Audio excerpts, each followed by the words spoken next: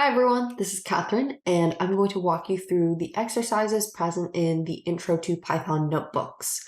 So the first one we're going to start with is the introduction notebook, and that was introducing us to Python, which is a pretty straightforward and simple programming language. And the first thing that we see is a syntax error. And you can tell because it says invalid syntax and it has a red box around the code. It essentially tells you that you failed to follow the rules of Python. And the reason why ties into the first data type that we looked at, which is a string. So a string is essentially anything that is covered in single or double quotation marks. And the first example that we see is a variable called myString. And that's assigned to a string saying, "Hi, my name is Python." So you can see that when we try to print out a string, it must be enclosed in the quotation marks, hence why this print statement did not work, because this string was not enclosed in the quotation marks. Okay, that being said, let's go on to this variable called myString. We can check that its type is indeed a string by seeing type and then putting in parentheses the name myString.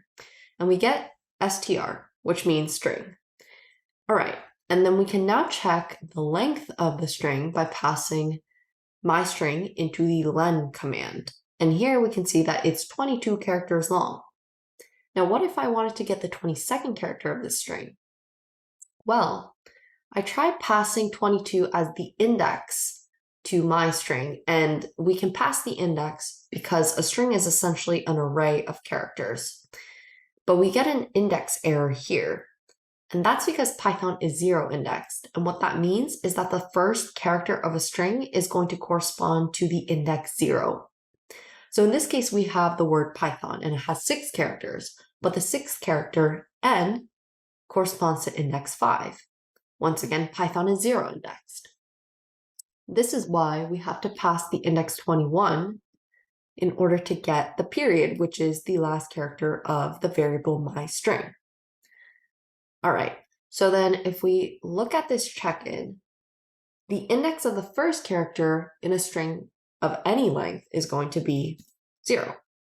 And then the index of the last character in the string of length n is going to be the length minus 1. In other words, n minus 1. All right, now we're going to assign your name to a string variable. I'll do mine. So my name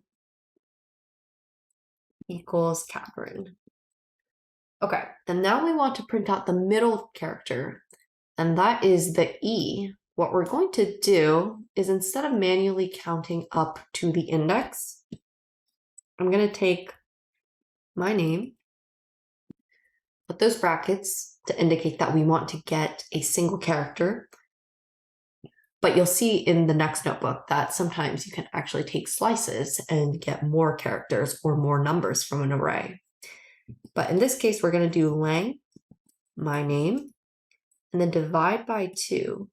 But just in case the length turns out to be an odd number, we don't want a decimal. So we're going to do 2 forward slashes, and that always returns an integer. It essentially rounds down whatever decimal you have.